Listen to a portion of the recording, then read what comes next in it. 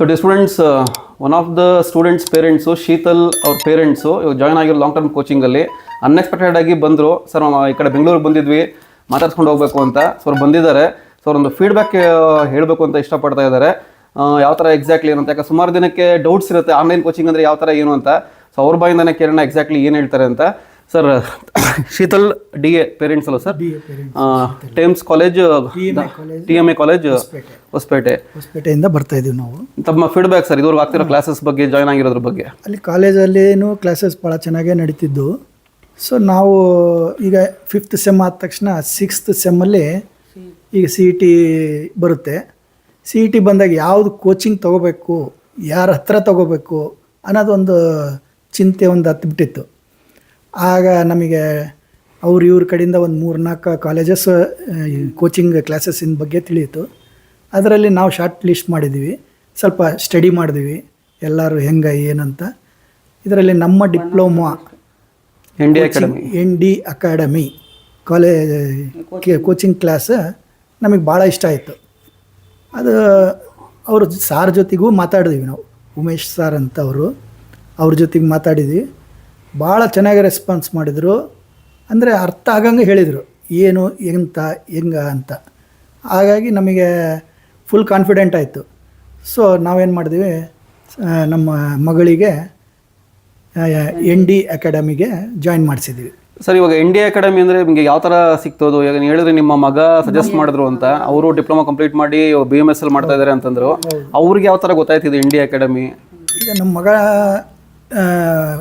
Coaching ಮಾಡಿಕೊಂಡೆ Davanagere coaching class ಇದೆ, ಅದು DT. ಅಲ್ಲಿ ಆಫ್ಲೈನ್ ಸೇರ್ಕೊಂಡಿದ್ರು?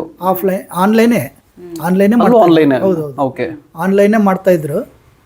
ಅಂದರೆ ಅಲ್ಲಿ ಈಗ ಫ್ರೆಂಡ್ ಸರ್ಕಲಲ್ಲಿ ಒಬ್ರಿಗೊಬ್ರು ಗೊತ್ತಾಗ್ಬಿಡ್ತದೆ ಯಾರು ಏನು, ಎಲ್ಲಿ, ನೀನು ಯಾವ ಕಾಲೇಜು, ನೀನು ಇಲ್ಲಿಂದ ಬಂದು, ನೀ ಎಲ್ಲಿ ಕೋಚಿಂಗ್ ತೊಗೊಂಡು, ಅದೆಲ್ಲ ಬಂದ ತಕ್ಷಣ ಸ್ವಲ್ಪ ನಮ್ಮ ಡಿಪ್ಲೊಮಾ ಕಾಲೇಜ್ ಕೋಚಿಂಗ್ ಕ್ಲಾಸ್ ಭಾಳ ಚೆನ್ನಾಗೈತೆ ಅಂತ ಹೇಳಿದರು, ಸಜೆಸ್ಟ್ ಮಾಡಿದಾಗೂ ನಾವು ಏನು ಇದು ಮಾಡಿಲ್ಲ.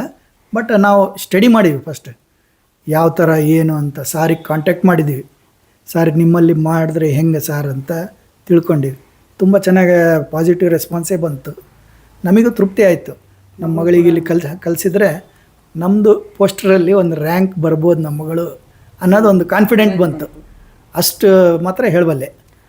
ನಾನು ಯಾಕೆ ಇದು ಪ್ರಶ್ನೆ ಕೇಳ್ತಾ ಇದ್ದೀನಿ, ಸುಮಾರು ಜನ ಪೇರೆಂಟ್ಸ್ ಆನ್ಲೈನ್ ಕೋಚಿಂಗ್ ಅಂದರೆ ಹಿಂದೇಟ್ ಆಗ್ತಾರೆ, ನಾವು ಎಲ್ಲೋ ಮಾಡ್ತೀವಿ, ಸುಮಾರು ಜನ ಕಡೆನೂ ಅದನ್ನ ಹೇಳ್ತಾರೆ. ಬಟ್ ನಿಮ್ಗೆ ಏನು ಆ ಥರ ಇದಾಗಲಿಲ್ಲ? ಇಲ್ಲ, ಕ್ಲಾಸಸ್ ಮಾತ್ರ ಭಾಳ ಚೆನ್ನಾಗಿ ಟೈಮ್ ಟು ಟೈಮ್ ನಡೀತಾ ಇದೆ. ರೆಗ್ಯುಲರ್ ಅಟೆಂಡ್ ಮಾಡೋ ರೀತಿಯಲ್ಲೇ ಇದೆ. ಕ್ಲಾಸಸ್ಸಲ್ಲಿ ಹೋಮ್ವರ್ಕ್ ಕೊಡೋದು, ಅದು ಮಾಡೋದು ಎಲ್ಲ ಮಾಡ್ತಾರೆ. ಭಾಳ ಚೆನ್ನಾಗಿ ಅವರು ಕ್ಲಾಸಸ್ ಮಾಡ್ತಾ ಇದ್ದಾರೆ. ಸೊ ತಮಗೆ ಸ್ಯಾಟಿಸ್ಫೈ ಇದೆ, ಮಕ್ಕಳು ಖುಷಿಯಾಗಿದ್ದಾರೆ? ಎಸ್, ನಮ್ಮ ದುಡ್ಡಿಗೇನು ಪ್ರಾಬ್ಲಮ್ ಇಲ್ಲ. ನಾವು ದುಡ್ಡು ಕೊಟ್ಟಿದ್ದಷ್ಟು ಅರ್ನ್ ಮಾಡ್ತಾ ಇದ್ದೀವಿ. ಸರ್, ದುಡ್ಡು ಒಂದು ಕಡೆ ಇರಲಿ ಸರ್, ಪ್ರಾಬ್ಲಮ್ ಇಲ್ಲ, ದುಡ್ಡು ಪ್ರಶ್ನೆ ಬರಲ್ಲ ಇಲ್ಲಿ. ಬಟ್ ನಾವು ಕಂಡಕ್ಟ್ ಮಾಡ್ತಾರೋ ವೇ ಬಗ್ಗೆ ಸ್ವಲ್ಪ ಹೇಳ್ಬೇಕು. ಅದು ಯಾವ ಥರ ರೀಚ್ ಆಗ್ತಾ ಇದೆ ಅವ್ರಿಗೆ.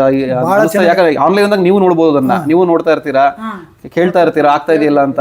ಎದುರು ಡೌಟ್ ಇರುತ್ತೆ, ಹಾಗಾಗಿ ನಾನು ಕೇಳ್ತಾ ಇದ್ದೀನಿ ಅಷ್ಟೇ, ಏನೂ ಇಲ್ಲ. ಯಾಕಂದ್ರೆ ಆನ್ಲೈನ್ ಎಲ್ಲೋ ಕುತ್ಕೊಂಡು ಮಾಡ್ತಾರೆ, ಏನೋ ಒಂಥರ ಮಾಡ್ತಾರೆ, ಹೆಂಗೋ ಮಾಡ್ತಾರೆ, ಕ್ಲಾಸ್ ಸರಿಯಾಗಿ ಮಾಡಲ್ಲ, ಅದೆಲ್ಲ ಇರುತ್ತೆ. ಸೊ ನಮ್ಮಲ್ಲಿ ಅದು ಕರೆಕ್ಟ್ ಆಗ್ತಾ ಇದೆಯಾ? ನಿಮ್ಮ ಅನಿಸಿಕೆ ಅಷ್ಟೇ ಕೇಳ್ತಾರೆ ಸರ್. ನಾನು ಕರೆಕ್ಟ್, ಮಕ್ಕಳಿಗೆಲ್ಲ ಅರ್ಥ ಆಗ್ತಿದೆ ಹೇಳ್ತಿರೋದು. ನೀವು ಹೇಳೋದು ಕರೆಕ್ಟ್.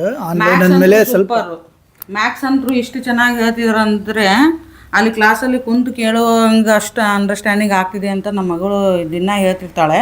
ಕ್ಲಾಸ್ ಅಂತೂ ದಿನ ಸ್ಟಾರ್ಟು, ಅಂದರೆ ಅಷ್ಟು ಖುಷಿಯಿಂದ ಹೇಳ್ತಿರ್ತಾಳೆ. ಒಂದೊಂದು ಕ್ಲಾಸ್ ಮುಗಿದ್ಮೇಲೂ ಹೇಳ್ತಿರ್ತಾಳೆ ಅವಳು, ಚೆನ್ನಾಗಿ ಈ ಥರ ಅರ್ಥ ಆಯಿತು, ನನಗೆ ಈ ಥರ ಗೊತ್ತಾಯಿತು, ಈಗ ಈಸಿ ಅನ್ಸಾಕತ್ತೈತೆ, ನಾನೇನೋ ಅಂದ್ಕೊಂಡಿದ್ದೆ CET ಅಂದರೆ ಸರ್ ಇಂದ ನಮಗೆ ಈಸಿ ಆಗತ್ತೈತೆ ಅಂತ ಇದೇ ಮೇಡಮ್ ಬೇಕಾಗಿರೋದು. ಮೇನ್ ಹುಡುಗರಿಗೆ ಪೇರೆಂಟ್ಸಿಗೆ ಗೊತ್ತಿರಲ್ಲ ಎಕ್ಸಾಕ್ಟ್ಲಿ ಗೊತ್ತಿಲ್ಲ ನಮಗೆ ಏನು ಎಕ್ಸಾಮ್ CET ಯಾವ ಥರ ಬರಬೇಕು, ಯಾವ ಥರ ಇದು ಮಾಡಬೇಕು ಅನ್ನೋದು ಕಂಪ್ಲೀಟ್ ಗೈಡೆನ್ಸ್ ನಾವು ಕೊಡ್ತೀವಿ. ಕೆಲವರು ನಂಬಲ್ಲ. ನಾನು ಯಾಕೆ ಈ ಫೀಡ್ಬ್ಯಾಕ್ ತಗೊತಾ ಇದ್ದೀನಿ ಅಂದರೆ ಕೆಲವರು ನಂಬಲ್ಲ.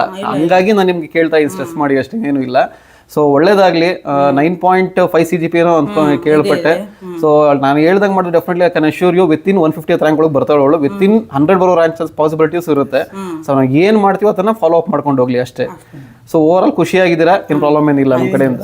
So thank you for your feedback. ಇನ್ನೇನು ಹೇಳಂಗಿದ್ರೆ ಹೇಳ್ಬೋದು. ತುಂಬ ಚೆನ್ನಾಗೇ ಇದೆ.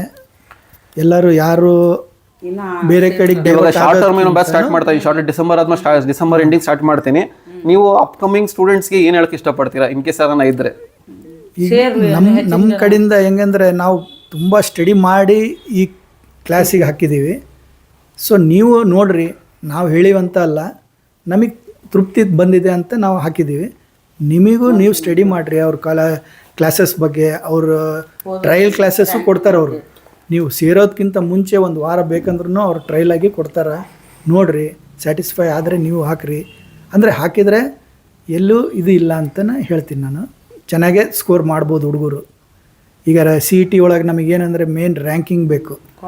ರ್ಯಾಂಕಿಂಗ್ ಚೆನ್ನಾಗಿದ್ದರೆ ಕಾಲೇಜ್ ಚೆನ್ನಾಗಿರುತ್ತೆ, ಕಾಲೇಜ್ ಚೆನ್ನಾಗಿದ್ದರೆ ಕ್ಯಾಂಪಸ್ ಚೆನ್ನಾಗಾಗುತ್ತೆ, ಕ್ಯಾಂಪಸ್ ಚೆನ್ನಾಗಿದ್ದರೆ ಫ್ಯೂಚರ್ ಬ್ರೈಟ್ ಇರುತ್ತೆ ಹುಡುಗರದು. Definitely sir. ಸೊ ಅದು ಥಿಂಕ್ ಮಾಡಿ ನಾವು ಇಡೋ ಫಸ್ಟ್ ಸ್ಟೆಪ್ ಮಾತ್ರ ಕರೆಕ್ಟ್ ಇರಬೇಕು ಅನ್ನೋದು ನಂದೊಂದು ಒಪಿನಿಯನ್.